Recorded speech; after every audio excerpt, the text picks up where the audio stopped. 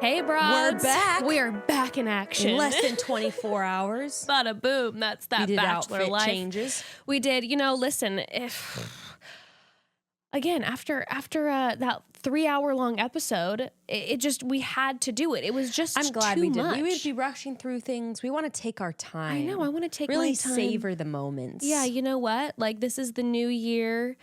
We want to step into it really, really caring about each and every one of these contestants. That's what this is about. This is about caring and compassion. Exactly. So that everyone gets their time in the spotlight covered. We want everyone to be seen. We want everyone to feel loved. You know, Maybe. I had this moment watching the episode where I was like, fuck yeah. And then I was like, you know what it was? It was it was during Madison's date when they had the live music, and I was like, wait, we're about to embark on another 9 months of this fucking shit. Yes, we are. I can't wait. And the way that we have analyzed, you know, starting in Colton's season, I'm starting to realize that this is like, you know how Disney and other things just recycle like Shakespeare story, like the same kind of story, basic plots that have been going on since the beginning of time. Yes. The Bachelor is no exception. And I'm realizing, I'm becoming very aware of these recycled Bachelor plots. Tis all of history and literature. It's all really the same thing over and over and over again. It is. We definitely need to have Pete Rollins come back. If you haven't listened to our Pete Rollins episode, it was like our holiday episode. And we need to have him come back and analyze a Bachelor episode. Remember I said I want to have him in like the top three or four or whatever, and have him predict who is going to win. Yeah, we can make that a really fun bonus episode and get him to watch. That would be really fun, and talk about like the intricacies, like philosophically, like why we're doing the things we do when we're watching it, or why they're doing it. Speaking of that, I wonder if any of our broads are like behavior analysts or anything like that. Ooh, Or like, you know how there's yeah. those, I don't know what their job is, but those people that can analyze people's body language. If you are or know one, please ask the broads our way, at gmail.com, because I would love to do that. Ask the broads at gmail.com, because we need to get someone on to analyze like that. I think that would be really interesting. That would be so much fun. Be like, is she actually into him? Yes. You know what? I didn't feel this way about Colton's season or Ari's season or any of the past few seasons, but I feel like most of these girls are into Peter. I know. And I think beforehand we were doing this whole thing of like, well, now that Instagram's taking over and like they're getting millions and millions of followers, it's like, well, okay, we're going to have this situation where everyone's going to be here for the wrong reasons. And yet I know we're just one episode in, but it feels really genuine. I do think Peter would be such an excellent partner. I really have to say that. He's very sensitive. He's very romantic. And sensual, like we said. But he pays attention. Like he really seems to pay attention to each woman. We see that this episode. I really like that about him, because he is he's a good person, I think. Yeah, and I really do think that he's going to be a really good Bachelor for this season, because I think he's the perfect combination of kind and caring to help diffuse the drama, but he also leans in to it a little bit. I noticed, especially in the second half of this episode, he dropped a couple comments that I was like, Peter, did you do that on purpose to spark a little bit of drama amongst the women? I can't quite tell. Are you talking about with Kelly? Like with Kelly, that was just slipped I think out. that was oblivious. We'll get to that, but I think that was just total stupid guy obliviousness. I felt like, it was either that or intentional. Also, I'm thinking about when Victoria's being spun around like crazy, and he was like, I didn't mean to do it. And he was clearly spinning her the fastest out of everybody. I'm like, you're traumatizing the poor girl. I was like, why does she seem to be spinning much faster than the others? He was going, the other ones were kind of like slowly doing it, and Victoria was like in a tizzy. Like a tornado. He's trying to manufacture like a traumatic connection between them. You know? Truly is. Now she'll have to lean on me. He was just like, I remember that Nick and Vanessa fell in love, and she puked on their first date. So maybe if Victoria pukes, like it'll be the love. Good memory, by the way.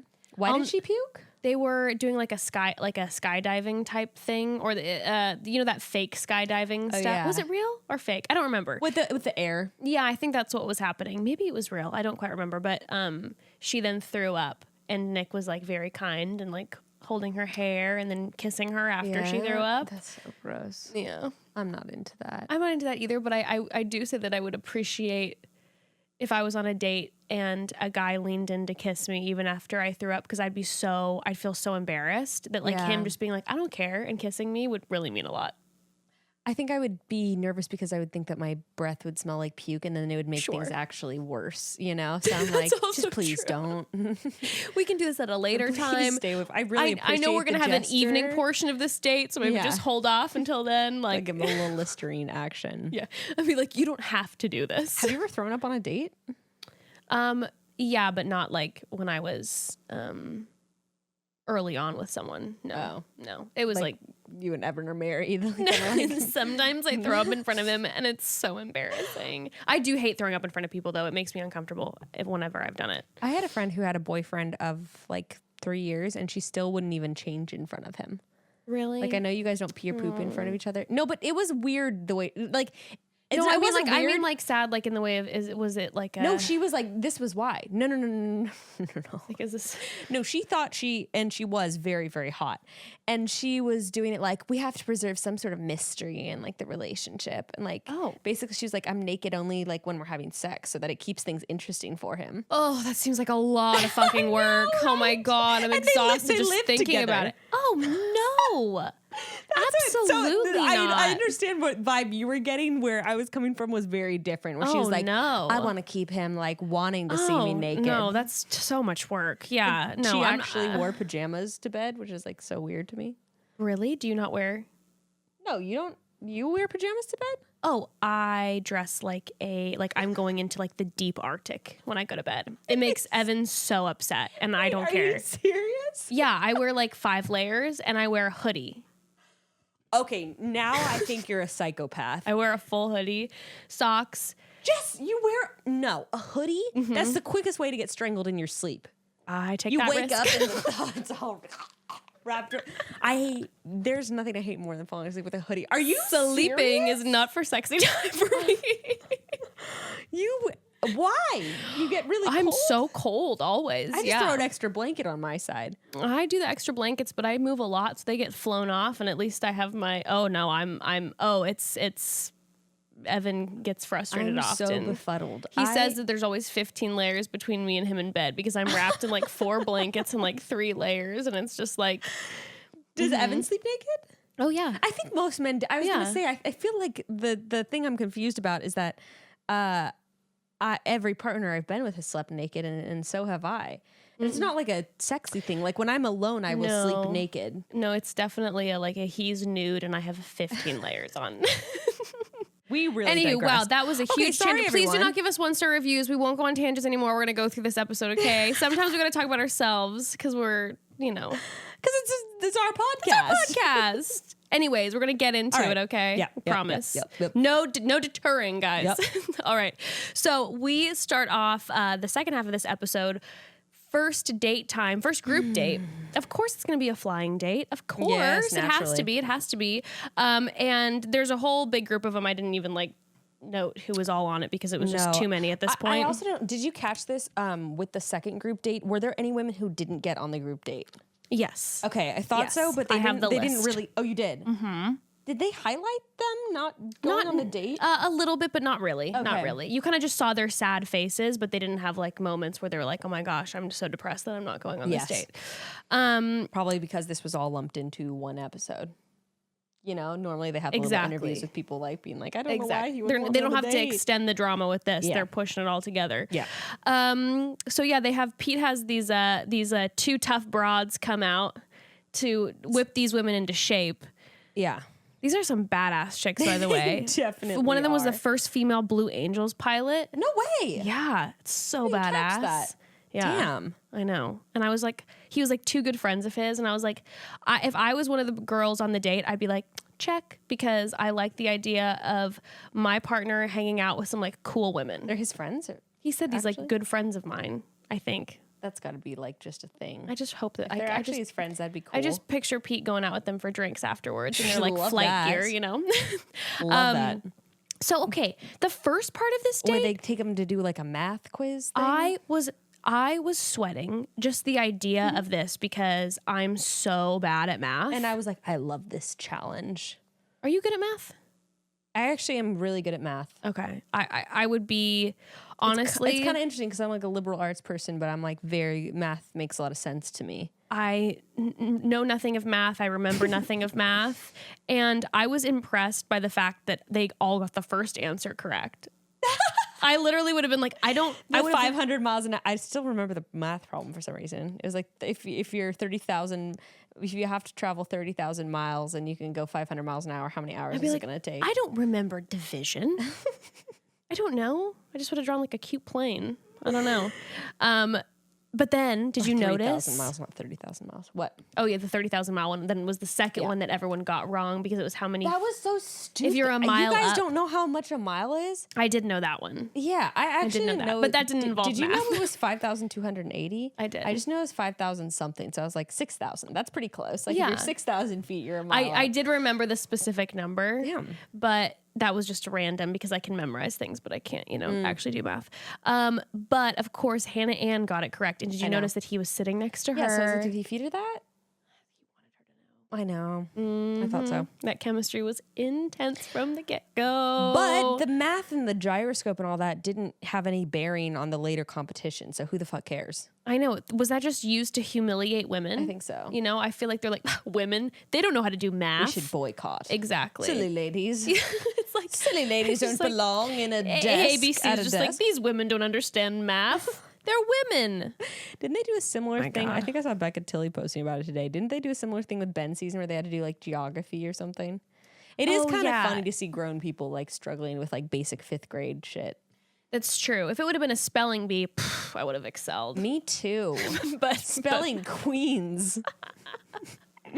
but also then they talk about all this nasty flight talk, which by the way, I had no idea. Like, was that real? What was she saying? She was like, there were some specific words that were used. I was Yeah, like, it there's was no like- way this is related.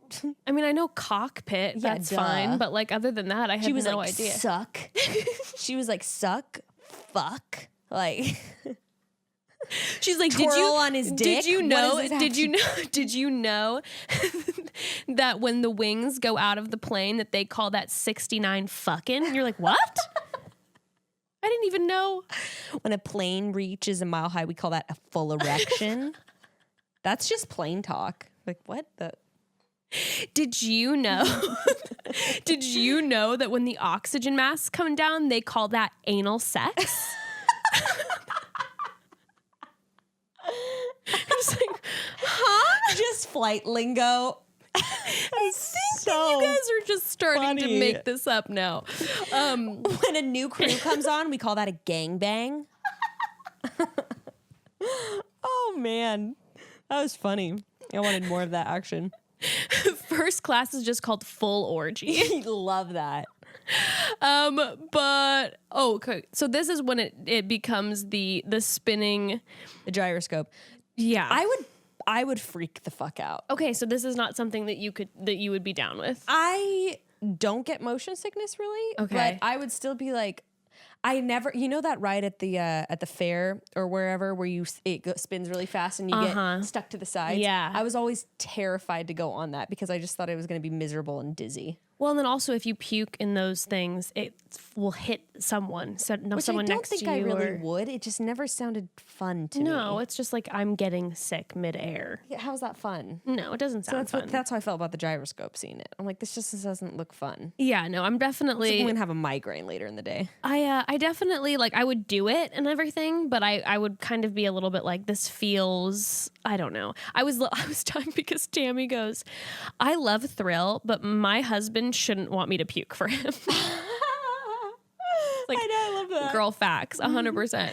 Well, we've got a new Annalise in the That's what I wrote down too. We got a new Annalise who's having teacup trauma. the teacup trauma moment. You know when like new movies come out and people are like, well, you've got to see the classic that this movie references. That's how I feel about this season. Yes, So far. 100%. We're having I'm like, a well, lot you gotta of watch Ari's season, the original. Yeah, of you this. have to see like literally. You're right. There's so many callbacks in this, and there's a lot of characters that are kind of reminding me of other people. I'm realizing there's like Bachelor tropes in terms of They like really are. who these different There characters really are. Well, she says this is when she says, "I've never thrown up in front of a boy before," which, by the way, we didn't talk about this yesterday, but I believe, in the first half of the episode when they were sitting together and having their little one-on-one time. Like, I've never talked to a boy before.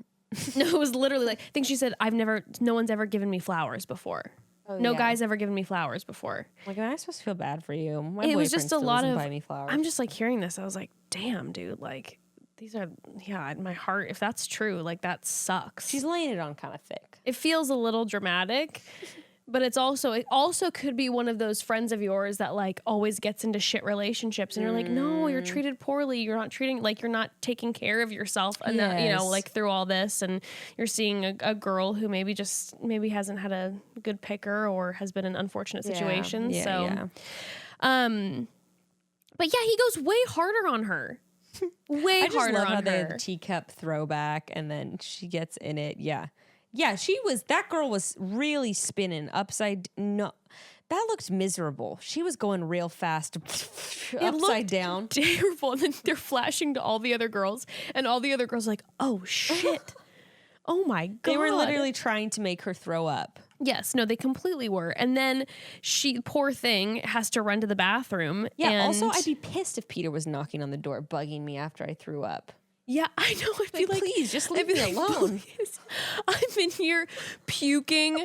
You know that feeling when you're puking and it's like that clammy feeling and you're just, I start, like I'm dripping wet when I have that nausea feeling. I'm sobbing. Yeah, you're crying because puking always makes you cry. It's horrible. No, God, please. One time I puked so hard I peed my pants.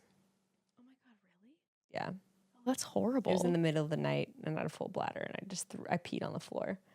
And my mom came in. I was like 16. And I was like, I peed on the floor. Oh my God, that's horrible. Well, luckily Victoria didn't also pee. I could have seen that happening midair. God, after having a baby, I might have pissed myself doing that thing. Oh, shit. My bladder control is not as good as it used to be. Then, of course, we have the Top Gun montage with all the women. I was dying when the two pilots were like, why are their uniforms way cuter than ours? By the way, this is the last fucking time I'm going to bring up Ari's fucking season. I know everyone's getting annoyed of it at this point, but we did the same thing walking out in race car suits on the very first date to the demolition derby. And it was like the same slow motion in the race car suits. Because we had the race car driver, now we have the pilot. Yes. Our date was way sicker than theirs, though. Oh, your guys' that was such a dope date, right? Yeah, yeah. The fucking demolition derby. I was like, nowhere are they gonna let us behind real cars. So I'm like, all right, these girls are about to fly planes, and then they just have a dumb obstacle. I know. Course I was convinced that they were gonna fly the planes. Anything cooler than that? I know. I wish they had even been on a real plane where they had to like go through the plane and do some sort of like. There's a bomb on this plane. You have to. God. It's a full snakes on a plane. Oh wait, no, snakes on a plane with real snakes. It's like speed, and they're like, you have to figure out the correct wires. No, don't cut the blue one. Don't cut the. Although this obstacle course is pretty funny with the wind tunnel. Oh, the wind tunnel? Are you kidding me? I was just screaming. Also, poor Victoria. They're like, we're gonna throw you back on another motion sickness thing and like make her spin around in the chair. Oh yeah. It's like she just finished puking and they're gonna throw her back on again. When they went down the slide? What was that yellow stuff on? I did question marks too because I didn't take note of what they said it was. They didn't. I don't think they said it. Did they not cover it? They just said like go up surprise. Like they said slide down the escape slide. Yeah. And they didn't say there was stuff on the other end. And then they're like, oh, by the way, you're going to be covered in grease so that you can't get down. And I'm like, was there pads? Was there pads under the wind tunnel plastic thing? Because they were falling hard. Yeah, no, I don't think there were. I think it was just like plastic. I'm like, someone could break their wrist, like for real. They were really going down and hard. The thing is that all these girls are so small anyways that like one extra little and they're just about to get blown down the runway. Are they at least going to give these women parachutes? Something so they can take off and land somewhere? Crazy. That was I know. I was laughing really, really hard watching it. And Tammy then started talking about, she's like, my lashes are all over the place, and I was like, girlfriend, God knows my lashes would have been the first thing. The second I see that wind tunnel, I immediately went, oh my God, my false lashes. Also, like all of the hair on my head. Thank you, alopecia. I'd be completely bald afterwards. I was like, I'm not doing this wind tunnel. I refuse. Okay. Oh my. But then, of course, we're getting down to the top few women. My girl Tammy, she's killing it. Tammy is killing it. We have Cheyenne, Tammy, and Kelly who are still in. They're putting on their little like pilot uniforms, and poor Cheyenne, by the way, is buttoning up every button, like just really being meticulous about her outfit. I know. It was like painful, and then but okay, I have to represent Tammy on this one because same. I don't fuck with a cheater. I don't fuck with a cheater either. And honestly, like, why was no one stepping in and being like, no, Tammy won? I don't understand. Who was the referee in this? They said you have to go around the cones. And Kelly, where were our girls? Where were the pilot girls? Yes, why were they not? Why were they not like putting? I mean, because of the drama.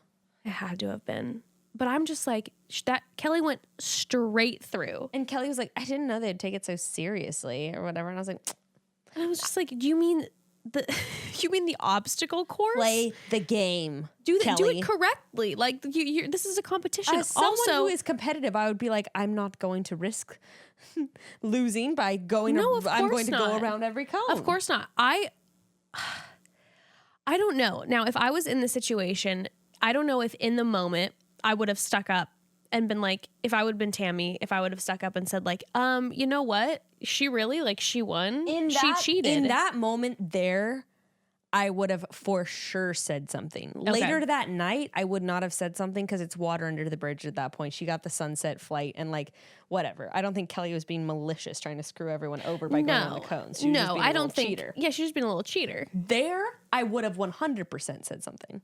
Yes.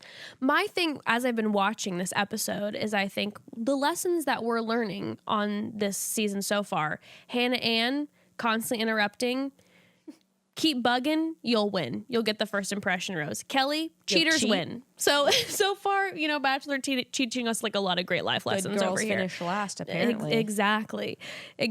Oh, by the way, when they were doing the whole, when they were doing the obstacle course, all I could imagine when they were going through the bags is that Kiara was waiting to pop out of one of them. That's all I was hoping for. I was like, come on, we need a Kiara appearance to just pop out. So yeah, oh God. I normally I'm kind of like, whatever. Like she went straight through, give her a pass. But that was like a pretty blatant, like that would have frustrated me. Yeah, me too. All right, before we get into Kelly and Peter's date, let's stop for a moment and chat about something delicious. Breakfast cereal. Girl. By the way, what we're about to talk about is really, really, really, really delicious. Jess and I were eating it earlier. We were narfing on it before we started. When I was a kid, I lived for some super sugary cereal. That was one of the best moments. And I used to have a lot. Well, here's the thing. Now that I've grown, I've realized how much sugar and weird non-actually edible ingredients are in a lot of this. And I'm not really wanting my already wild kiddo to be eating that stuff all the time, but I also don't want to deprive her of those childhood experiences of that fun, sugary breakfast cereal. But now she can have it all. She can have it all with Magic Spoon cereal. Magic Spoon is a new cereal company that's discovered a way to recreate your favorite childhood cereals with 0 sugar and instead 12 grams of protein. It's keto cereal. Magic Spoon spent over a year working with the best food scientists and chefs in the world to create the taste and texture of classic sugary cereal, but it tastes so incredible, you never guessed it was healthy. Seriously, the one we tried today tastes exactly like freaking Fruit Loops. Oh my God, it's so good. It's so good. And it's keto-friendly, gluten-free, grain-free, soy-free, low-carb, and GMO-free. I'm back on that regular cereal train again, and you all know that I'm a sugar monster. I can't stop. And this stuff, it really hits the spot. It's good. Magic Spoon offers 4 flavors based on the all-time classics, cocoa, fruity, frosted, and blueberry, plus a variety pack that lets you try them all. I personally like the fruity the best. And also, it is the most, I know this sounds so weird to say, but it's the most aesthetically pleasing cereal boxes I have ever They're really cute. seen. Yes, I was telling Becca earlier, I'm like, I'm genuinely going to cut them up and like frame them in Ember's room because they look like almost little book covers. They're really amazing. They're amazing. Go to grab a variety pack and try it today, and be sure use our promo code CHATTY at checkout to get free shipping. And Magic Spoon is so confident in their product, it's backed with a 100% happiness guarantee. So if you don't like it for any reason, they'll refund your money with no questions asked.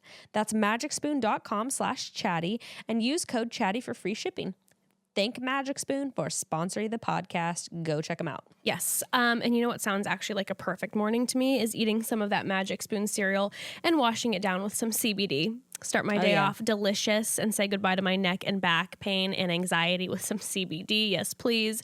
And the CBD that I personally use is from Feels. Feels is a better way to feel better because their premium CBD will keep your head clear and help you feel your best. CBD has been proven to greatly reduce anxiety, pain, and sleepiness.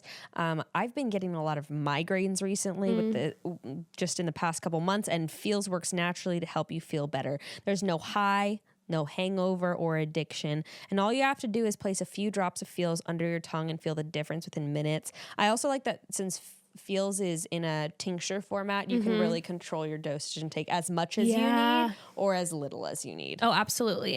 And like Becca was saying, like if you are unsure and new to CBD and have any sort of questions, you don't have to worry because Feels offers a free CBD hotline and text message support to help guide your personal experience. They are so helpful over there, and they're going to answer any question that you may have. Feels is truly the best. Their hassle-free membership program that is guaranteed to help you feel your best month after month or your money back. It's that simple. Feels is shipped direct to your doorstep in only a few days, and it's a new, natural, healthy, better way to feel better. Feels has us feeling our best every day, and it can help you too. You just become a member today by going to feels.com/chatty, and you'll get 50% off your first order with free shipping. Now, the way it's spelled is FEALS.com.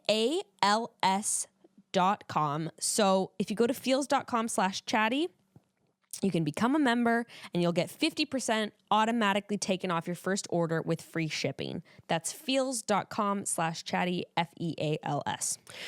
Well, speaking of Feels and CBD, do you know what I would need some CBD for is going up in a plane with somebody like Kelly did. Like, I know Peter. Really? Yeah, I know that Peter's a pilot and he does this like on a mask form, but there's something about those small planes. They're like little prop planes. That I'd be like, there was this part of me that's like, I know that you're supposed to be a pilot, but I kind of thought that was like your shtick, and I don't really know if you are actually qualified to fly this plane. Are you actually a pilot? Is this like one of those bachelor resumes that say like that you're like a doctor of science, but like you're trying to get your like bachelor in science? This is like hilarious because the other night we watched Catch Me If You Can, and it kind of makes me think of that. Like, is his family even pilots? Or are they just con artists? For real though, and just like sleep with flight attendants. Yeah, I'm like, I know that we see like shots of Peter in the plane, but I know that there's also camera crew in there, so maybe there's someone else in there who's also a pilot and he's not really a pilot and you're going up with them. But yeah, okay, so during this portion, this is when yesterday during the recap we were talking about the Peter Kelly dynamic. Yeah. I can clearly tell that they like each other, but I just don't feel like it's gonna last. Or there's something, or maybe it will, but there's just something to me that's like, they don't seem. They don't seem compatible to me. Mm-hmm. That's how I feel. Is that what too. it is? That's what. Well, I don't know. I would not pair them up. Yeah, there's something that's like they're enjoying each other and they're kind of like giddy around each other, but I'm not like getting crazy sexual chemistry, and I'm not getting like crazy just chemistry in general. Yeah. It feels like more friendly to me, maybe. I don't know. The thing is, though, I could also, to that, I could see them being really fantastic partners, like, in life. It's true. Huh? But in this scenario, that is The Bachelor, I think I gotta agree that I don't think she's gonna take it all the way because of that. But, like, in real life, I could see Kelly and him, like, dating for a really long time and maybe getting married. That's a good point. Do you know what I mean? Yeah, it's a good point because, there's that thing. Like I'm saying, it's weird because it's like they seem like they're into each other, but there's just, I can't quite put my finger on it. And like you said, maybe it's the thing that they're maybe just not compatible. The cool thing is they both have careers that they both seem unlikely to leave behind. That is true. Which is kind of a neat pairing. Is that maybe why we feel that way? Maybe. There's that there's that little piece maybe in the back of our brains going like, will she leave her law firm for him? And he's not going to leave his parents, God knows. So it's kind of like you have a really intense career. Does Pete want, and I'm not saying this to shade him, does he want someone that has their own career? Or would he prefer someone to be, I don't know what his mom's role is. Would he prefer someone to be in a more traditional wife role? That's all. Yeah, that's definitely a piece too. I don't know. Yeah. Maybe that's what it is. Could be. But also there's something, I do see them much more as friends. Yeah, I do. I'm not seeing them have this like I can't keep my hands off of you thing, which I think in real life that's totally fine. Totally. I think that can sometimes be the start of a great relationship. You don't necessarily want to like take the person's clothes off right away by any means. Yeah, I think some of my best relationships, like my most steady relationships, have been maybe not like the hottest thing ever, but they're like, we're good for each other. Yeah, there's consistency and health and all that. And yeah, but definitely, like you said, in this scenario, though, like, is that going to be like successful? 6 weeks. Yeah. It's got to be a hot flame. But Peter seems smart, too. Yeah. I don't know. Maybe he won't let his dick guide him. Maybe. Seems like he's gotten a lot of action in his years. So maybe he's like, I've seen a lot, and I know what's really important to me. Yeah, no, it's Do you know? Because that could, like, work. Whereas Colton, he's like, yeah. little puppy dog, like, That's true. which I don't think is what happened with him and Cassie. No, I don't think so. Really, It seems like they're definitely like doing well and like. But maybe with someone who has like a little bit more experience or a little more grounded in something like when it comes to sexual chemistry. I don't know. I do agree with you though. I'm just kind of Because then sex isn't everything either. Bit. Like it's like, okay, well, someone cannot have had sex with anyone ever and like be really smart in relationships and like be able to navigate the situation really well. Yeah. I don't know. But he seems just like kind of like a worldly man. I don't mean worldly in the sense of like of this world, like I mean in the sense that he's had life experience. He's been around the world. Yes. He Seems like he's got a good head on his quoting shoulders. a song. He's been around the world. He's seen a lot of girls. He's flown it like it's like a but he has, you know. Yeah. I wonder how many women he slept with. Gotta know. I feel like dozens. Yeah, I don't know. I can't get a read on him. He's like a nice Christian guy, but he also seems like he's from like a really sex positive family, and he's obviously a very sensual guy. Yeah, I can't get a read on him. I can't. I think he's gotten around. I'm sure. I hope. That's what I want to believe. All right. So after Their Peter little and Kelly's one-on-one. date, then we're having... I mean, they had a full one-on-one. They ended up back at the hotel they met at. I know, that was pretty wild. You sneaky producers. You sneaky dogs. You guys thought that Kelly was pulling one over on you when she bumped into Peter and told him that she was going to be on his season, and then here you go, trying to reignite that flame. So here, there's drinks after their date, and Tammy is irritated. Rightly so. I would be too. Yeah, but it's so embarrassing to confront someone, which is, what she ended up doing. And I just thought that was so cringy. Yeah, I don't know. I felt medium about it. Really? Yeah, it didn't bother me a ton. Just because I think it's because I like her. And so her like confronting the situation like didn't bother me. So that didn't bother me that much, but I just thought it was really dumb. I'm like, why would you do that? Yeah. That's so unnecessary. I think if it would have been a different person on the cast, it might have bothered me. Like, let's just say, like, for instance, a Victoria would have been the one doing it. I would have been like, or Victoria F. Yeah. I gotta keep making that clear. I was just like, you look dumb. And you also look really, like, you look hurt as fuck. You're just like, you cheated. She already got her plane ride, let it go. I think my Libra justice is just like, this is not right, and I have to make it. I have to correct this. Look, I would have thrown a fit though on the runway, like we were talking about. I would have been like, no, like I might have actually even cried. No, I gotta. I definitely. Well, remember Cheyenne started to cry. Yeah. And I was like, I could see myself doing that for sure. I don't blame her. Seemed broken. Cheyenne just has been crying the whole time so far, and I feel like this maybe is just like not the environment for her. She's I would sensitive. be like angry, and I would just be like, try not to show my tears. This is just that stupid, bitch. Okay, so. Yeah. But then I would have in the hours in between the night portion, I would have been like, got my resolve together and be like, well, guess what? Kelly's gonna rue the day she crossed me. I'm gonna get 2 hours tonight with Pete. I'm gonna interrupt her every time. Yes. I was dying though because everyone's talking shit, and then Kelly walks in, and everyone's like, "Hi, you look so cute." Through this whole conversation, I was distracted by Courtney's boobs. They looked amazing. And then that's when Kelly reveals that this is the hotel that her and Peter met at. I love that she revealed that to them. She's such a shady bitch. She is. See, she's an attorney, and she is kind of sleazy in that way. See, like she knew what she was doing when she cheated. She's so that's the thing that I keep trying to remind myself. I'm like, because she comes off kind of like smiley and laughy, I'm like, oh, she doesn't know. But then I'm like, oh wait, she's knows what she's super doing. smart. And then when she says in front of the girls, this is the hotel we met at, she knows exactly what move she's pulling. She's planting the seeds. The seeds of doubt and insecurity. Oh. Genius. Genius. Okay, so Victoria P and Peter. I'm so sorry. When she had those glasses on, I just could not get porn actress out of my head. Really? She looked so cute. I just felt like she was about to do a scene.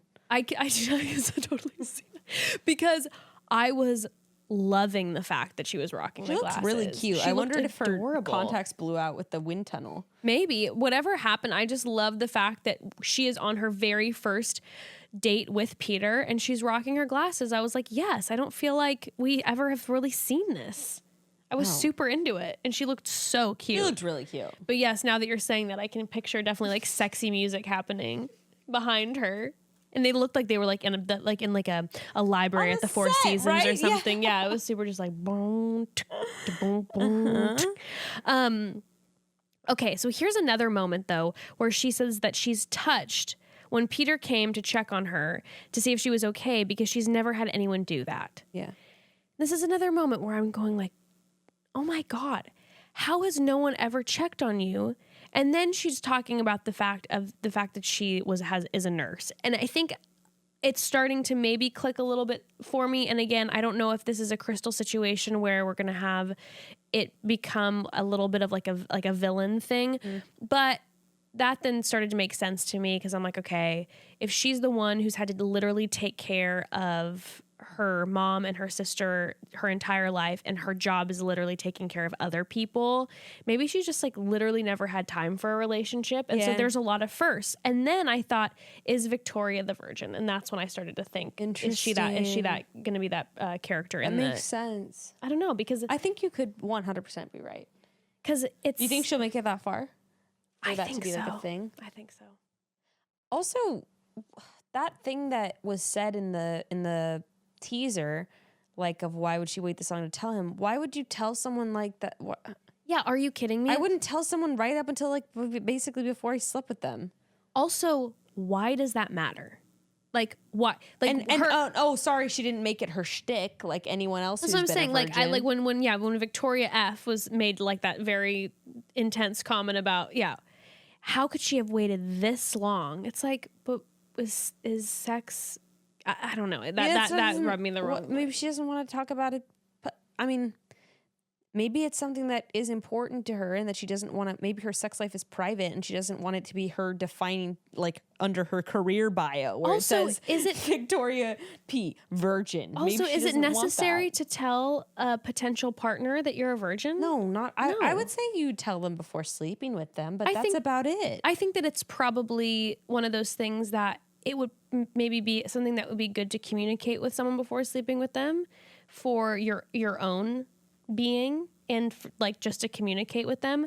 But I also I don't think that it's someone's obligation to say to know whether or not it's your first time. No, that's 100% true actually. And like having it be like this big conversation sort of validates this misconception that like virginity is this physical thing that you can lose or like give away when it's just your fucking first time having sex. Right. And if you want to make that something special, go for it. And if you don't want to talk about it, that's your prerogative. Yeah, that's what I'm saying. It's kind of like, hey, I think it'd be like, I think it's a good idea to have a conversation with a partner, just again to take care of yourself. But if you make the decision that you don't want to tell somebody, like, yeah, maybe I don't want to tell someone this is my 17th. You're the 17th person I slept with. Why should she have to tell someone he's the first person she slept with? Right. Doesn't make any sense. I'm with you. But in this little Victoria P and Peter situation, I have to say, when I like how we've already like she is a virgin. I like how we've made that up now. We've made this decision. Victoria P is the virgin. Great. But when after she said that it was touching to her because no one's ever asked her if she was like okay in that way, that he right away said, hold on. Rico Suave over here. I'm like, am I bawling right now? Because this is a perfect example of the fact that he listens. He listened to her last night, and he put together the fact that she said, no one's ever given me flowers. And then she said, no one's ever checked on me. And he connected those And two it was and not ran like out. produced or anything. No. He literally was like, wait. It was That's so what I'm saying. sweet. He's really sensitive and considerate. And actually, like you were saying earlier, when he forgot what Victoria F said in her intro, and he said, could you remind me what that was? What an honest guy. What an honest guy.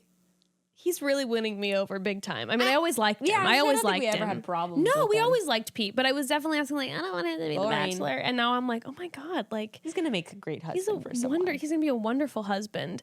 But no, and he's pulling those off. I'm The like, he's so flowers looked sweet. really fake when he handed them to her. Did you notice that? It They had did. this plastic rustling like I was just thing. like, the Four Seasons is gonna be pissed. Like, going pulling around off- uprooting the landscaping. Do you know how expensive that is, Rude. sir? All right, during this piece, Go back to the house, correct? they go back to the mansion. and of course, who gets the first date? Madison. Madison. No surprise there No. to me. And there's already numerous girls melting down about not getting the first. They're like, I think it was maybe Savannah was just like, I need time with him. And I was like, okay, we're 24 hours in. We're all going to be okay. Like I said last year with Colton's season, this is the time where you're so, I can't emphasize it enough. You're so fucking sleep deprived. These girls, like I said, stayed up until 1 p.m. At the night of the rose ceremony. they the ate lunch first before they night. went to bed. Oh my God. And then after that, basically the next day, you're shuttled to the house. Yeah. Then you're woken up, you have to stay up until everyone gets home from the date, which is sometimes literally until 3 or 4 o'clock in the morning. Then you have your date, your group date, the next day at like 8 a.m. Oh my God, it's just horrible. Oh, no, that so sounds everyone's terrible. losing their shit. So then everyone's super emotional because Yeah. they're exhausted. Yes. I mean, that makes sense. Yes. That makes sense. Also, just quick side note, Sarah is the one who's reading the she looks card, so and pretty. she's adorable. She looks so pretty. adorable. Again, we don't see her at all. Every time she comes on the screen, I go, "Who's she?" That's what I And I'm kept like, doing when we gosh. watched. Who is this When Gray precious? and I watched. She's like this precious little angel. She's like this little fairy. Well, when she was reading, me and Gray were like, "Damn, who's that?" Yeah. I don't remember who that is. And that's what I say every time she comes on the screen. So just maybe Peter's future wife. literally always shocked by how beautiful. Oh my God, who is that? Oh my I'm like confused because God. she looks different every time. She does, and always stunning, but Yeah. always different. Yes. So then we have, oh my goodness. Cheyenne is now, they're back. We're back at drinks. Cheyenne and Peter are trying to have another conversation, and poor Cheyenne gets interrupted again by Kelly. They're breaking her. They're breaking her. And I was literally standing up yelling at the TV. I was like, Cheyenne, say no. Because Kelly was like, is it okay? I'm like, no, you have to say no. Just be like, girl, can you give me like 10 minutes? Because you just had a full like one-on-one with him. Just say no. All these girls are always like, yeah, that's okay. I'm like, pull in Natasha and be like, no. That's going to be a You're hard asking no. me? No. No, because then Peter followed, Natasha up and was like, no, just give us a couple minutes. But if you're saying it's okay, Peter's not going to be like, no, sit. He'll be like, oh, okay, that's fine. Come on. I feel very lucky I never got interrupted like prematurely. Oh yeah, you didn't, I don't know huh? how I would handle it. Handle it well. I wouldn't. Disrespect. But that's Just the blatant disrespect. I am befuddled. So then Kelly and Peter, this is then when we talked about this yesterday, is when they have their moment talking about bumping into each other in the hallway. And that's when then she said that kind of curious phrase that makes it sound like she saw him and was like, oh, I auditioned for your season, or I'm waiting to hear back, or I'm on it, or something, some sort of confirmation. Then Peter pulls his classic move. He puts her on a counter. I know. You remember, Hannah? All the counter seats, the pool table, the count. I feel like there was always the sauna. It always makes me feel weird. I don't know why. Every single time I'm like, stop. Please stop. This is going too far. this is an intimate moment. And I don't this need to see also this counter situation didn't happen organically. He placed her on the counter. It also seemed pretty high too. It was very high. I was like, her crotch is almost in your face. Stop. He literally, and the way he said it was something kind of like where he was like, you know what you seem like you need? A counter? And then he like placed her on the counter before he started like kissing her for a longer amount of time. I was like, she can just be sitting like how you guys were sitting. But you know what? I bet in the moment when you're not seeing that he's doing it with everyone else, it's probably very sexy. I'm like, he's lifting me up. I'm light as a feather. Look at me. Now, if I actually watched his season, like I'm sure most of these girls did, I would be like, I know your move. And I probably would have been like, no, that's your and Hannah's move. We're going to stay here. Like, that's put him me in his place. Every girl's He's move. like, that's what I do. And then she just basically Kelly basically got a one-on-one just throughout from she the really plane did. ride to the whole night. And then he comes back and he pulls that bold move. And oh my God, he said it was great to come back to the place we first met after he gives her the rose. so you think that was Gray agreed with me. Gray said, I don't think he has any idea what he just did fucked with those girls' brains. But think about this. Moments ago, he told her, he said, I know that you being here and having known me puts targets on your back. He said that to her. He's like, I know you being here and having known me puts targets on your back. I just want to say, I know that it's going to be tough. Don't just be you. Don't pull back. And then he goes in there and goes, why would he want to psych out the other girls who he also likes? Maybe likes the drama a little bit. Maybe he's kind of like a little bit like Colton, and he's like, maybe he does like, maybe he's trying to be like, ratings. don't fuck with her, too. Like, maybe I like you guys. Don't fuck with her because she can't help that we already met before. I don't know, but I was like, oh shit! It was such a oh shit moment. And then he gives her the rose, and that's a bold move. It's a bold move to give her the rose after saying that. Yeah. Oh, and then, oh God, after he leaves, Deandra catches Kelly because all the girls kind of look at Kelly afterwards and like, whoa, what was that about? And Kelly was like, yeah, you know, we did actually briefly meet here. And then Deandra's like, she said that there was he said there was a spark because the phrase he used said spark. And Kelly goes, oh, I didn't catch that. And 100% she did. Of course she heard that. And Deandra's like, no. He said spark. I know that Deandra pinned her down. She pinned her. She's like, don't try to get out of this. No. He said spark. That was crazy. Oof, gosh. I can't wait. And then Cheyenne's crying again. Poor Cheyenne's crying again. Oh, boy. Oh, my God. Okay. Boy. Okay, before we now get into Madison's one-on-one, because we have a lot to say about that. Yeah, we have pause before that. We know that there are a lot of business broads who listen to this podcast, and we have a sponsor that we know you will all love. Have you ever had that moment before work or dinner that you're making the decision whether to make it a stylish day or a comfy day wardrobe-wise? Well, now you can have both thanks to Beta Brand's Dress Pant Yoga Pant. With Beta Brand, you never have to sacrifice comfort or function for style. Beta Brand's Dress Pant Yoga Pants are super comfy, perfectly stretchy, and stay wrinkle-free, and they're so dang cute. They have all the style of dress pants with the stretch, fit, and feel of yoga pants. You can choose from dozens of colors, patterns, cuts, and styles. From boot cut to straight leg, skinny, cropped, more.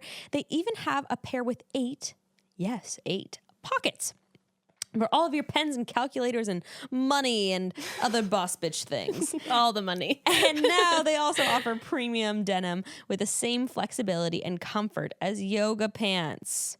I have a pair of their dress pant yoga pants. They're the straight leg, black, high-waisted ones. They're just so comfortable. They make my butt look great, and I just really like them. Yes, I love mine too. I have the 6-button ones. Yeah, that's what I have. They're so cute, and they make them look even less like a yoga pant with those buttons on them.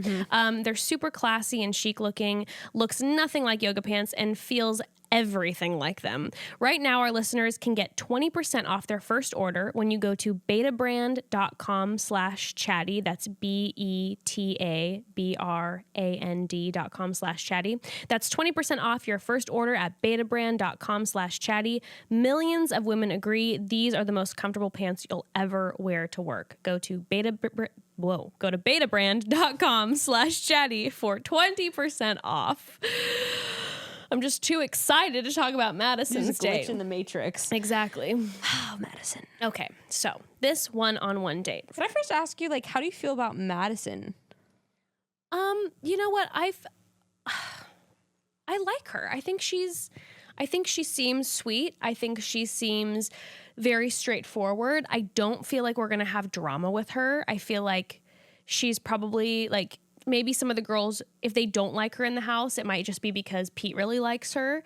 I don't know. She seems cool. She seems nice enough. Yeah, She seems cool. I don't think Yeah. I don't think there's anything really particularly shady about her. I'm not like, oh my God, I'm this huge no, I agree. Madison fan just because. We're not like Madison stans or anything. No, it's just kind of like, yeah, she seems really cool. She seems down to earth. She seems like a good fit for Pete and his family. Yeah. You know? I wouldn't be surprised, like I said, if she was the final choice, or at least in the top 3. We'll see. We'll see. But, you know, you never know. She was looking insane. I feel like maybe I'm totally off base here, but I don't feel like I see crazy chemistry between them. Really? Oh, okay. So I wasn't seeing insane chemistry, and then I felt like this after their dinner, like during the dinner and after, I felt like the chemistry got pretty intense. All right. Well, first of all, Barb gets to have her bachelor moment. This is the bachelor moment she has been waiting for.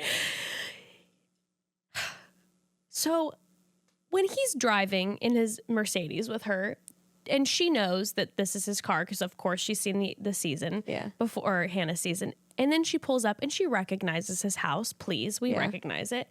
You know that she's just thinking, I'm going to meet his family. Yeah, that's what I thought. And they walk into a vow renewal ceremony. Yep. After 31 years of marriage. Yep. 31, not 31. 30. No. 31. Because Barb wanted that vow renewal. The year of the Bachelor, that's why. The year of the Bachelor. By the way, their anniversary is probably nowhere near. Like, don't people normally do a vow renewal, like, for their anniversary? Yeah, typically. Yeah, no. No. This was the moment. That's like 4 months off. This was her moment. This was her moment. And you know what? Damn it, Barb. If this is the moment you wanted, I am so glad. Now, I sure hope that you didn't feel pressured into this, Barb. I hope this is the moment that you wanted. Are you kidding me, Jess? She probably had this. She's, I have an idea. I've been wanting to renew our vows. Probably. If I was Madison, I would feel so uncomfortable, Becca. Oh, I wouldn't, because I'd be like, this is a move. He's taking me to his parents' vow renewal.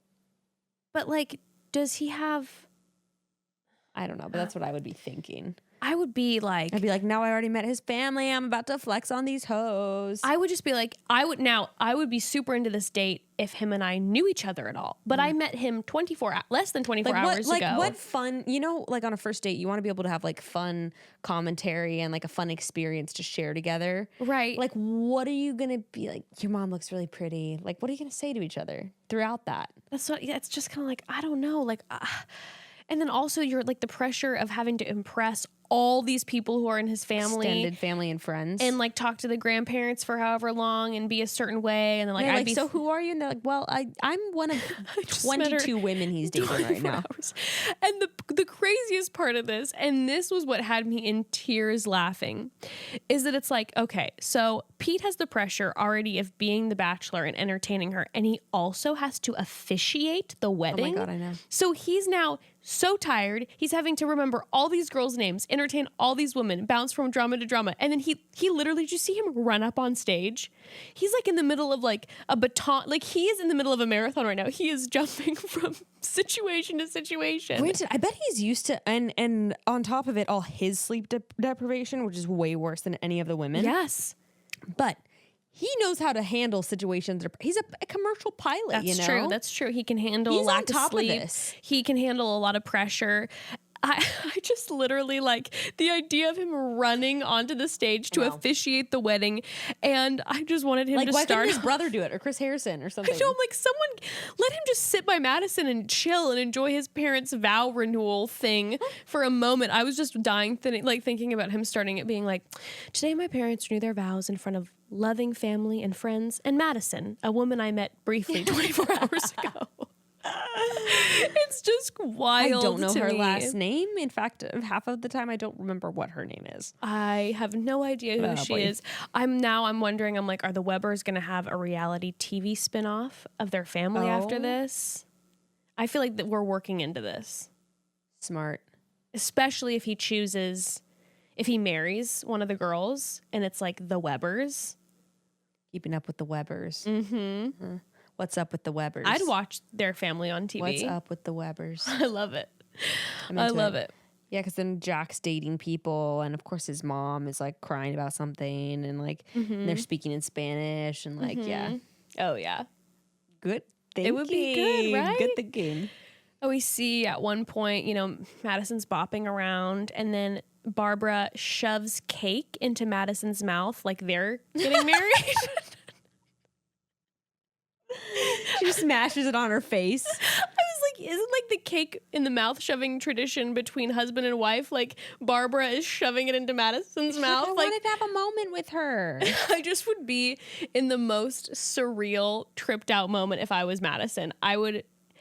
That buzzing feeling when you're like stressed and like everything's happening too fast. Yes. When I was watching this, I just felt that buzzing. Yes. It's way better though than his parents being like, there's some parents where they're like a little bit standoffish. Yes, like, of course. So, at least like his mom's probably going to fall in love with you in a matter of 30 minutes. My thing is, it's like, I would love to have met, if I was in Madison's shoes to have met his family, because it'd be like, oh, I'm going to make your parents fall in love with me. And I also have a major leg up on the competition right now because I know you love your family and you care about what they say. It's just a lot. It's a lot. It's overwhelming. For the first one-on-one date. It's crazy to me. Well, okay, so let's get to their private moments. And she catches the bouquet, by the way. Oh, yes. Which is it was the most staged thing I've ever seen. They like put her in the front. And you don't even scooted to the side. Well, you don't even see Barbara throw it. You just see a bouquet come into frame and she catches it. Okay, so their one-on-one moments. Okay, so I have to make the confirmation that Madison is the one who said, I've always wanted to marry someone like my dad. And Madison's dad looks just like Peter. Yes. Did you get a photo of him yet? Yes, I will put it up somewhere. Just text it to me, okay? I don't care if everyone else gets to see it. Just kidding. Yeah. Which is like, I don't know why, because like I really love my dad and I'd want to be with someone like my dad. It's just always kind of a weird thing for me to say to a partner. Yes. Don't you feel that way? Yes, I do. I don't think I would want to say it out loud. I don't think I'd want to say it on a first date. I don't think I'd want to say it out. Yeah. No, I posted a video of my dad on Instagram and a bunch of people commented on it and said that Evan and my dad look a lot alike. And how did that make you feel? It made me feel, I don't want to say this to say to the people, like, it was sweet. People were saying like, oh my God, it's sweet. Like they, whatever. And then I'm kind of like, oh my God, maybe they do a little bit. And then I felt a little weird about it. And I was like, oh my God, did I marry someone that looked exactly like my dad? Yeah, I don't know. And then I started to look at Evan differently and I was like, oh God. Is this weird?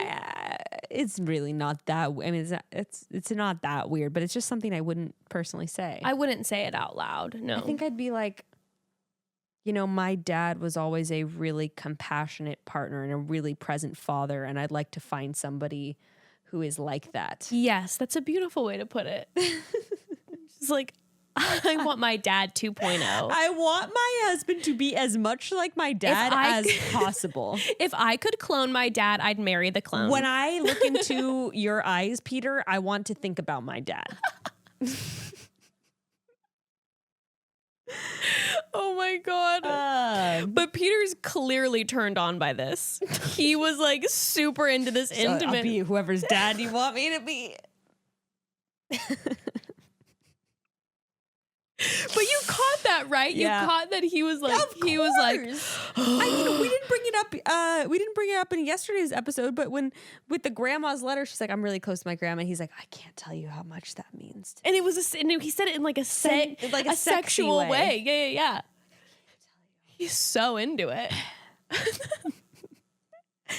And then Madison hits the cliche too, like, I didn't expect to feel this way so fast. It's gonna be hard seeing you with the other women. It was a longer conversation. It was all a lot of like cliche conversation, conversation. But I do feel like I could see them together. Yeah. I feel like she's kind of she seems like she has a lot of energy, but I feel like when she's around Peter, she seems like pretty like it seems like he calms her down almost. Who did I say was gonna win? Alea.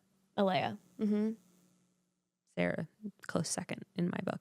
Yeah, I don't know. With Madison, I don't know why I don't see it. I'm not sure why. I don't know. I could be completely wrong.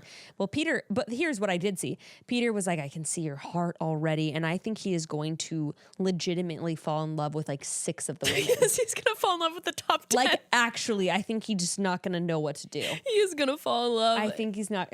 Why do you think his mom is saying that? Don't.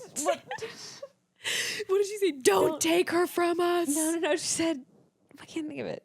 Oh, no, don't take her. Don't leave. Don't take her. Don't let her go. Don't let her go. Don't let her go. She said, don't let her go. Don't let her and go. Then she said, bring her back to us. Yeah, something like, bring her back to us. It's like a war cry. And she's like falling into her husband's arms too. And she's like, don't let her go. She's collapsing.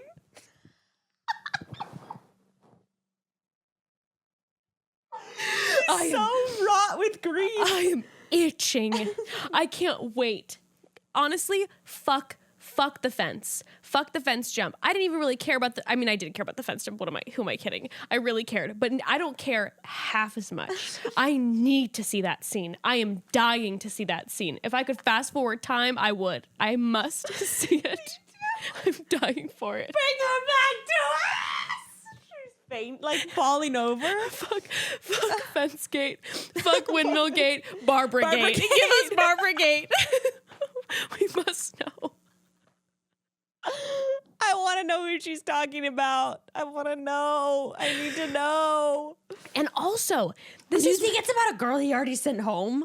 And they're like at the family meetings? Well, this is what I was thinking. And I was getting stressed out and then watching. So we'll talk about it in a sec. But like, then they have the musical guest and then all the family shows up again. Oh. Okay, it's a full party. Don't worry, we'll get to that. And all I was thinking about is like, this feels like a lot of pressure, an unfair pressure for Peter too, because his family is only going to meet certain women. Yeah. And they're going to get attached to certain women and they're going to have opinions. Yeah. And this is a lot of stress. It's a lot of pressure for Peter because you're going to have the Barbara gate where maybe he likes one girl a little more than the other, but his parents maybe don't know her as well or don't like her as much. And they're like, don't take her away from us because he's going to send someone home that they love. I think that they're going to incorporate the family a lot more before the... Like they will know all of the girls. Yes, I think 100% there's no way they're going to hold back with Barbara and what's his name? Like Jim or something.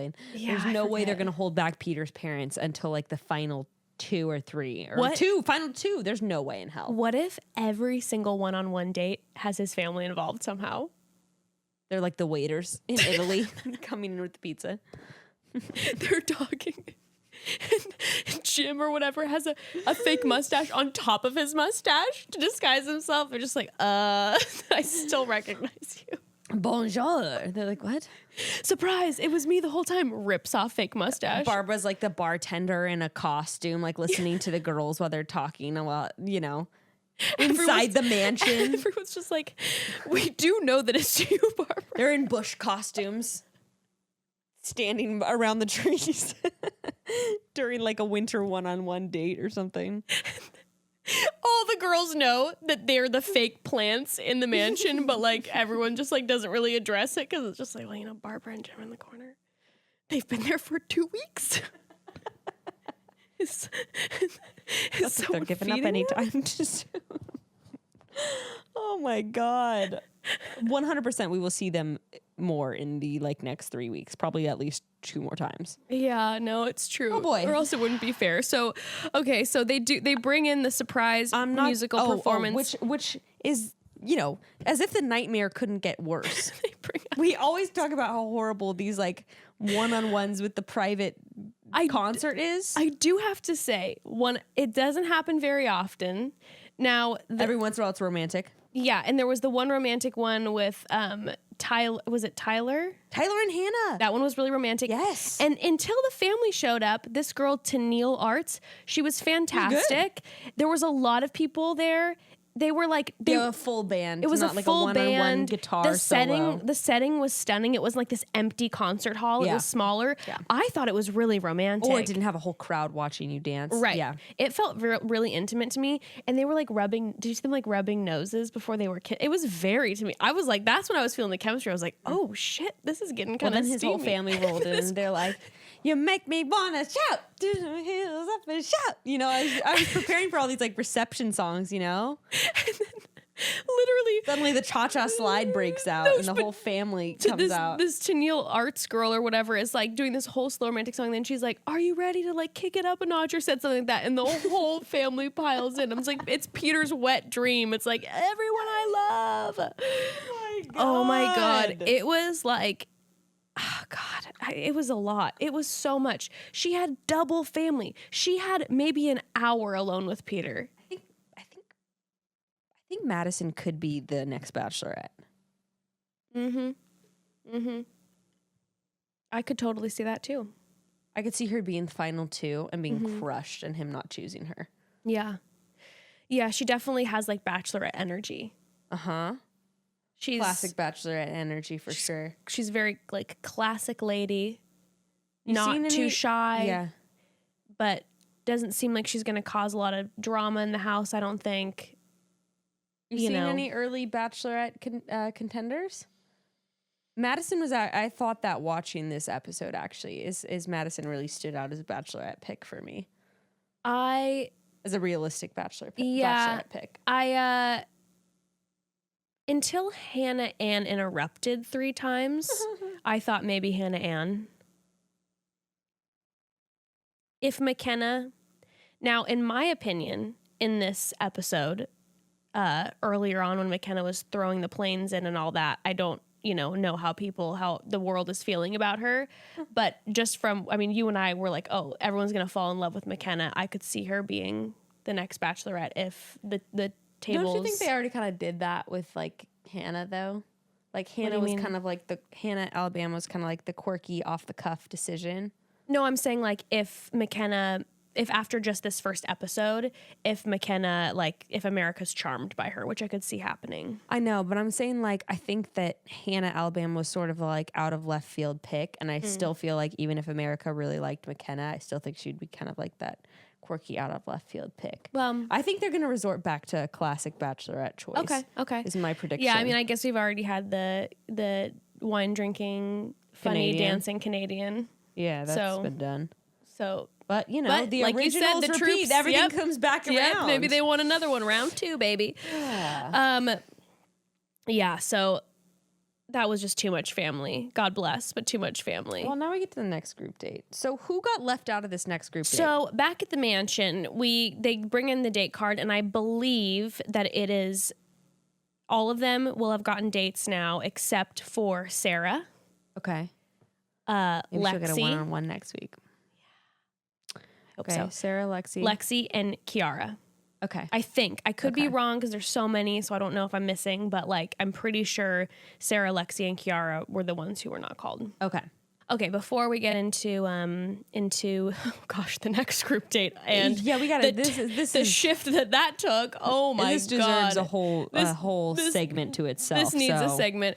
So hey, it's 2020, a new year, and a lot of people are making plans for the next year or doing a little bit of manifesting. Maybe how will your career advance, your relationship change? What about your fertility and timeline for having kids? And speaking of fertility, remember sex ed? We learned to prevent pregnancy at all costs.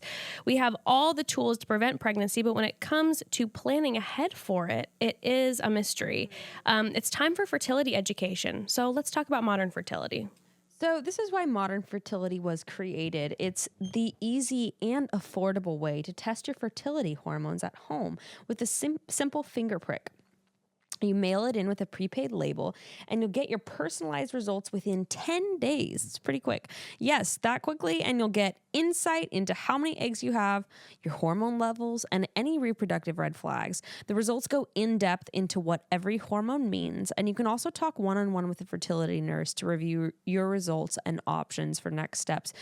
They're really wonderful at Modern Fertility. Yeah, they're great. And I've had some friends who have gotten testing like this done through traditional methods, and I was shocked at how expensive it can be.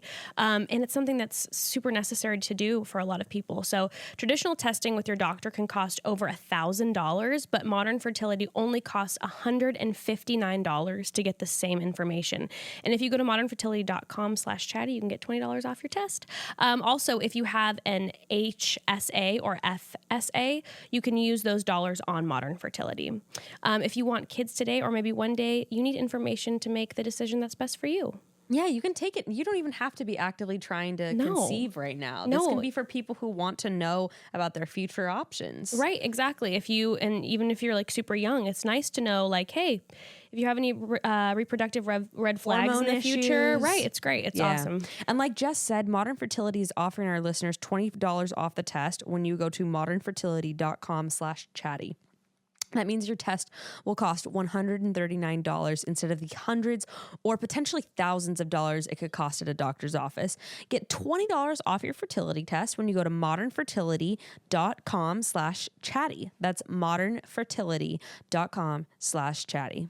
And speaking of fertility, I am sorry, B, that you're not able to join in my regular rosé habits during the Bachelor viewings. You will be missed. Thankfully, I have something to make me feel better in my loneliness. It's First Leaf Wine Club.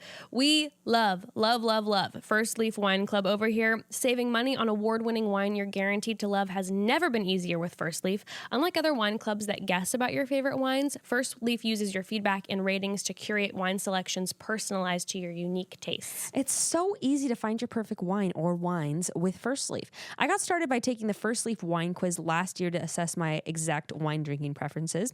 From sweetness to wine styles to even how adventurous I am, they learned all about what I like, and then First Leaf created an introductory 6-pack of wine for me for just $29.95. Seriously, an introductory 6-pack of wine for $29.95. $29.95. These wines normally go for at least $20 a piece. They're high quality, seriously. And when my bottles arrived, I tasted and rated them online. And First Leaf took my ratings, selected unique wines based on my tastes for my next shipment. First Leaf actually sends out more than 17,000 unique shipments of wine every month because everyone's tastes are so different. Wow. I've found so many new wines that I love through First Leaf, which is one of my most favorite parts about it. I feel very fancy. It's fantastic. Also, First Leaf is so confident in the quality of their wine. They even have a 100% satisfaction guarantee. That means if you're not feeling a particular bottle of wine, First Leaf will cover it completely. And today, the broads can get the same deal First Leaf gave us. Sign up with our link and you'll get an exclusive intro offer. 6 bottles of wine for only $29.95 plus free shipping. Just go to tryfirstleaf.com/chatty. That's 6 bottles of wine for only $29.95 plus free shipping at tryfirstleaf.com/chatty. Okay, so here we have the group date, and one of the trippiest things to me at the beginning of this was that Pete had no idea what it was going into it. Yeah. And he said that he had or he was asking a friend to kind of curate it for him, which, I mean, is that forced by production, do you think? Yes. Okay. What, you think he's going to ask Hannah to curate a group date? I just didn't. He just seems like such a sweet guy that I could imagine him when he saw her the other night kind of being like, it would kind of be fun if you did that. Okay. No. This was 100% set up. I mean, I think it has to be. When Hannah and the windmill were that silhouette on stage, I was dying. She's like, the beast is back, bitches. Like, Hannah, just stop. Listen, last year, during the entire Hannah Brown season, Becca and I loved her. I mean, I feel like the entire season we were just like, Hannah, the whole time. And we I felt that way up until the last couple episodes. You started to kind of go. Last few episodes, I loved the whole time, but specifically during Colton season, about halfway through Colton season, you and I were like, we hope it's Hannah. We hope it's Hannah. We were team Hannah Brown. Rooting for her. I did not like that she came back on this. No, and dude. I did not like the interaction. Why are you here? I did not like the interaction between her and Pete, and I really hope that she does not stay. I felt like this was super uncomfortable. Okay, wait. First, let's talk about when she comes out on the stage and she does this whole like spiel thing about like the 4 times thing. I felt like, and again, I understand that producers are coming in and being like, you should say this and that, but the way in which the story was told, and it was kind of like the details. Did you see when on her Instagram story she was at the Grove and like she was like, I didn't go out of my way to see this. I was just casually trying to have dinner and she ran into the windmill. But it was it was like this whole story series about her with the interacting with the windmill. And then she posted on her Instagram yesterday, like in support of Pete and like used the word bud. And it just felt, I don't know. I think her coming on the stage, she knows she came off of Colton season and then her season and then winning Dancing with the Stars. This is going to be so intimidating for all these girls for her to be there. And I think she likes it. Then she was saying, I agree. And it seemed that way by the way that she was very much like talking about how many times that she's like, and then once, not twice. And she was being kind of like with that smirk on her face. Like, yeah, I fucked him first. Yeah, it felt very like she was like peeing on him to like be like, this was my territory first. Yeah, I agree. And it felt icky to me. Which I want to take a side note to say T. Because I know someone that fucked in the fantasy suite, not once, not twice, not 4 times, but 8 times. And I can't say which season or anything like that, but confirmed 8 times. 8 So times? fuck you, Hannah and Peter. You guys are weak sauce. That's some lame ass shit. 4 times. 8 times. 8 times. Wow, that is. I mean, they were shocking. getting it on like rabbits back and forth the whole night, all night long. That is shocking. That's a lot of stamina. Yep. I'd be sleeping my face off. But yeah, so this whole thing. I just found it so funny as they keep talking about this whole 4 times thing. That you're like in the back of your mind, you're like 4 times? Children. Child's play. Exactly. Turns out Becca's talking about herself. She broke back in. They didn't film it, and she was just like, "Hey," and it wasn't even Ari's season. It's a whole different season. It's just me and Grayson in a windmill in some other country or something. You're like, we're in Solvang, California. I know someone who did it 8 times in the fantasy suites. But also, like when you're first dating someone, like if you're together for 24 hours, especially the first time, like alone, like I don't know why they're making such a big deal about fucking 4 times. I think that, I don't know either, but I think a lot of it probably has to do with the fact that, I mean, Hannah did talk about in her season that like she had sex. She told Colton that she had sex with one person, and then she was sad about that. Sucked. But she was sad about that because she had wanted to not, and so then probably for her that this was a lot. And and that's the thing. I respect that and I get that. It was just the attitude. Well, yeah. I mean, and we supported the sex positivity, and her growing through this whole thing, the entire Hannah B season. I just felt like this move made me feel uncomfortable, and I felt like there was, I don't know, it felt like it was like super. It felt like gloating. It was super. It seemed super uncomfortable for all the women.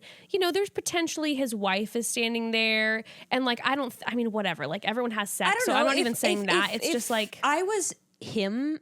If I was the Bachelorette, and if I was the Bachelor, yeah, if I was the Bachelorette and the Bachelor prior to this, like the guy that now I'm getting even confused with her season.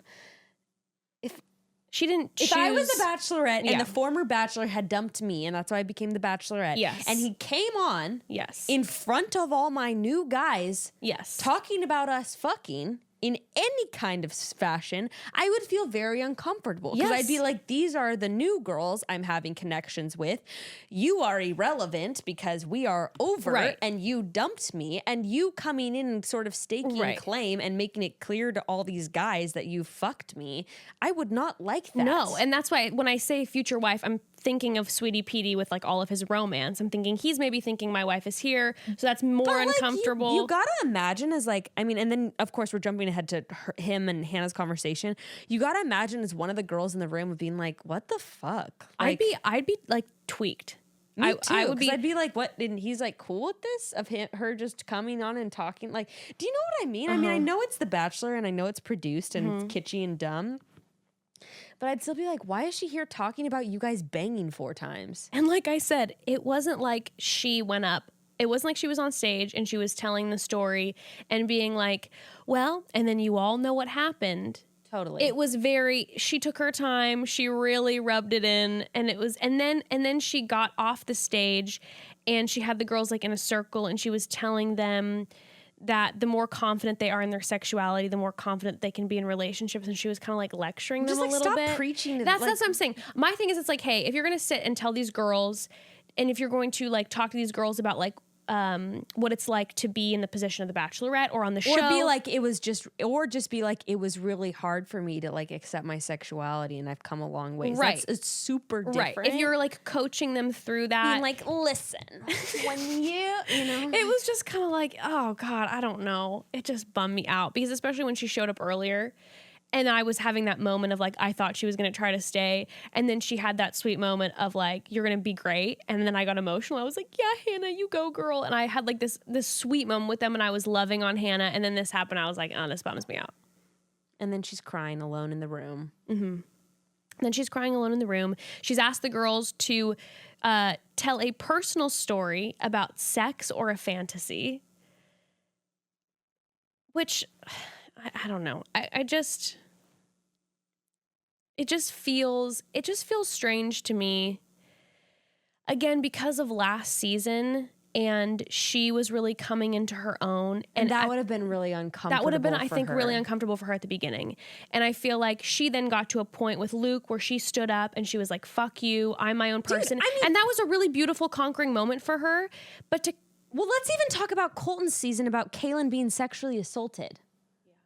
What about if one of these fucking girls has been sexually assaulted, doesn't feel like talking about it on the show, which I completely understand, and then is like, let's talk about a story about sex in front of an audience. Or a fantasy. And it's like, yeah, the whole thing made me feel really weird. But the way that I see what you're saying, the way she was like putting it on them, like, now you're going to go do it since I can. Like, and my thing is, it's like, kind of like, girlfriend, like, you have to remember how you would have felt in this position when before the season started, you hadn't really been super sexually active. Yeah. And, you know, you came into your own throughout the season and you're just kind of like, talk about a sex. I just think she thinks she's really hot shit. Yeah. And then I'm not sure why she's here. I think she has I don't think she had any intention of going back on the show. Mm-hmm. Like, I don't think she had any intention of going back on Pete's season. And like we had talked about before, she's filming for Dancing with the Stars when this was filmed. Yes. So, like, she's not going to go back on the show. And I don't think she's going to, like, commit. I don't think she's going to get engaged to Peter. Mm-hmm. So why the fuck are you here? It's, again, another one of those things, like when yesterday we're talking about the roles being reversed, like, gender-wise, that I think that if it would be different, the audience might be in this situation might be like, oh my God, are Hannah and Pete going to work out? But I feel like if it was a bachelor that turned down someone and then tried to get with the second person, like, do you know what I'm saying? Like how with the three, how Pete was the third, and then how Hannah tried to, after she chose Jed, that didn't work out. And then she tried to connect with Tyler, and now she's coming on. If the roles were reversed and it was a bachelor who was coming on and being was like, Ben Higgins' third choice.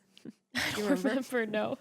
But yeah, if then all of a sudden he's showing up on her season and being like, telling this sex story, douche. And then he's like, no, but I do think I want to be, and be like, dude, get this guy out of here. Like, no, he's had his shot. No, like, yeah, it'd be like, this girl deserves way more. He didn't choose you, and he didn't even choose you second.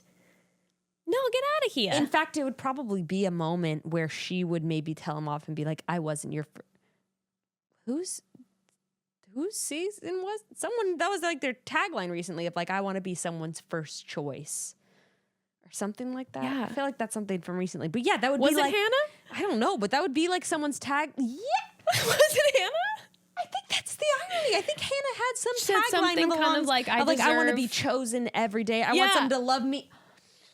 I want someone to love me fiercely and choose me every day, and I deserve that. And now she's going to go and try to get back with her third choice? While he's in the middle of having this, as she knows more than anyone, this really intense, hard experience. And she knows what it's like for someone to fuck with her feelings on that shit. It's not fair. I was really tweaked out watching it. And I don't know. And it's not fair to all the girls either. No. He was her, yeah. It's not fair. Your ship sailed. I get that you probably want the more Instagram followers from coming back on the season. See, here's my thing. I don't think any of this is about gaining followers. I don't think it's at all. actually that. But I think she's like genuinely. But it's also like, why are you back showing up on his season? And Yeah. you have no intentions of coming back on the show. And you are currently filming for Dancing with the Stars. And you have other shit going on in your life right now. I genuinely think this is called selfish heartbreak. I think that's what this is. Because she doesn't want him to forget about her. Yes, she chose Jed. Jed fucked her over, and it was horrible what he did. But then she's like, okay, well, I'm still interested in Tyler. And then Tyler didn't choose her. He chose Gigi Hadid at the moment, right? So now maybe she's feeling, even though she's having all these wins. Because remember, yeah, that's true. He did choose Gigi. Because remember, she was like, I find it disrespectful or whatever that he would turn around and be seen with Gigi. You're so right. So it's like she's in this situation where even though she's having all these wins, she's maybe feeling insecure romantically. She also... So let's talk about their actual conversation because she turned that shit back around on Peter. I don't know if you realized. And she said, well, Tyler was reaching out. It was dead silence from you. Yeah, of course it was fucking dead silence because you sent him home as the third pick. Of course. Why the fuck would he be reaching out? No, in fact, I think if anything like that was nice that he wasn't like hounding her. And I think Tyler... But she like blamed that on him. I She know, was like, I know. Tyler was reaching out to me. There was radio silence on your end. I'm like, I don't think the ball's in his court to contact you. By the way, it's just two different personalities. Tyler's wired differently than Peter. And what Tyler did, great. That was good for Tyler. I also don't think Tyler was heartbroken like Pete was. No. And by the way, more tea is we heard from some sources who know Peter and have interacted with him since that they know how the Bachelor can be and that like you get caught up and then you're sad but then you move on. But he was actually pretty beat up about it. We heard that he was like devoed. Like he was super into Hannah and he was really, really, really hurt when it ended. Yeah, and then she decides to throw in the info of what like I thought you were gonna be the final two.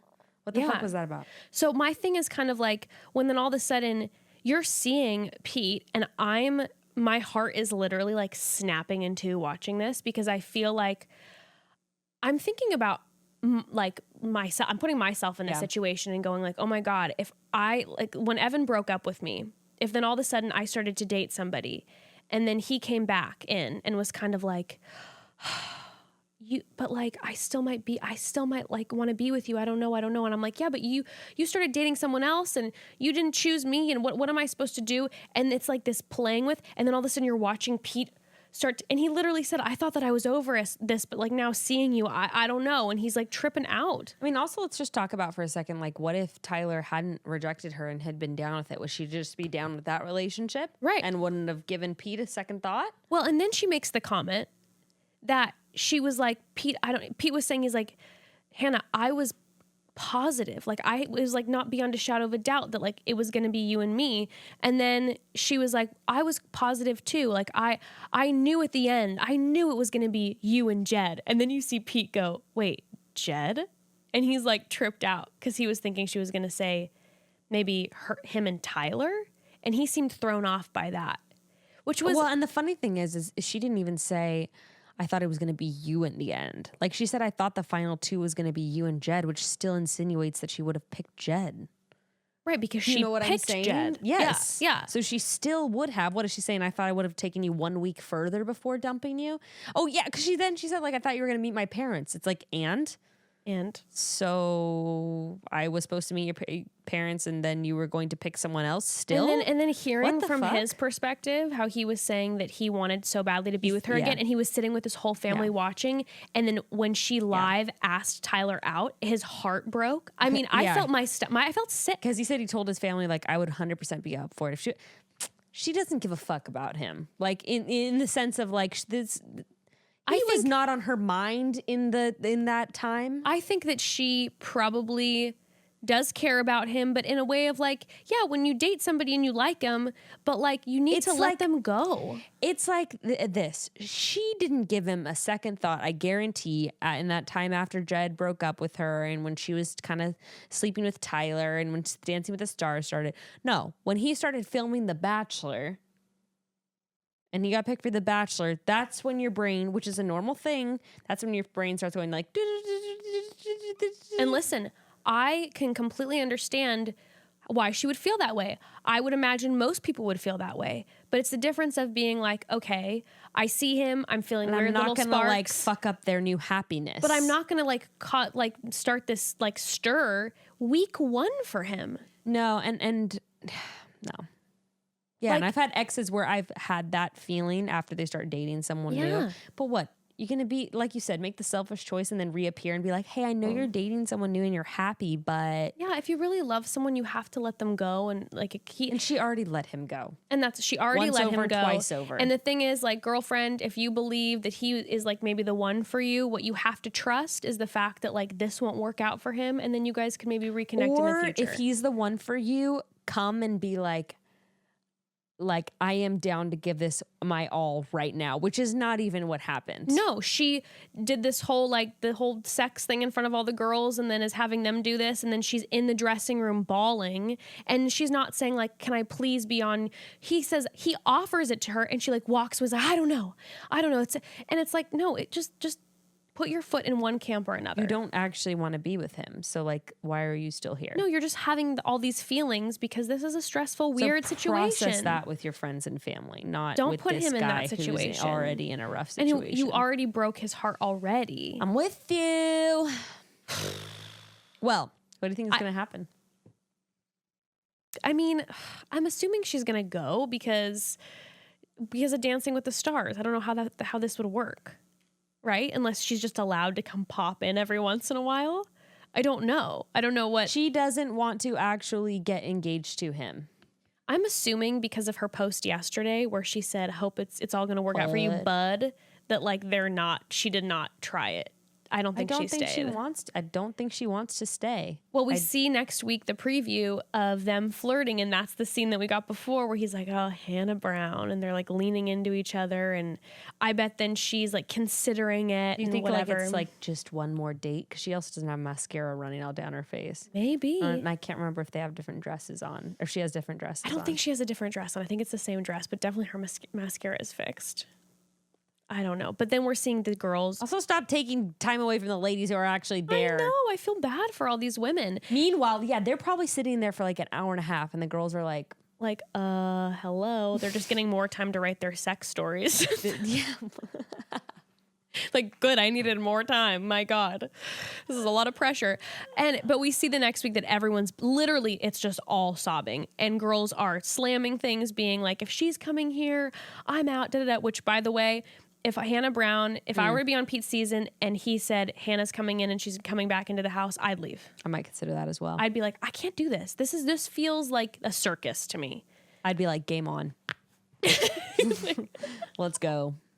I just honestly probably wouldn't want to deal with the level of flexing that was going to start happening. I feel like I don't think I could emotionally handle the constant like, well, Pete's this way because she's known him and like being the bachelorette and being I don't think I could handle it. Oh my God. I don't think I could handle it.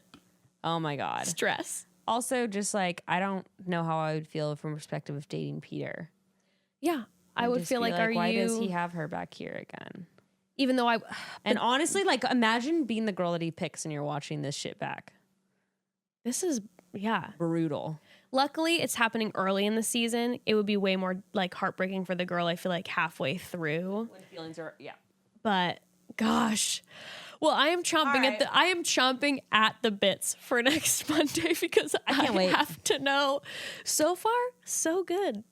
No complaints. I'm excited. No complaints.